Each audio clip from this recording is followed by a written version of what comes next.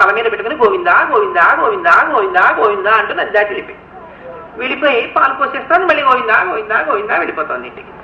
వెళ్ళిపోతుంటే చూశాడు 10 రోజులు. 7 రోజులు అంత పని, వేకువధామని వచ్చేస్తున్నావు, ఎలా వస్తున్నావు అన్నాడు. మీరు చెప్పారు కదా మహాత్మా, భగవన్నామం చెప్పుకుంటే సంసార సముద్రాన్ని దాటిన వాళ్ళు ఉన్నారని ఆ నామం చెప్తూ వచ్చేశారు. నిజమేనా అన్నాడు.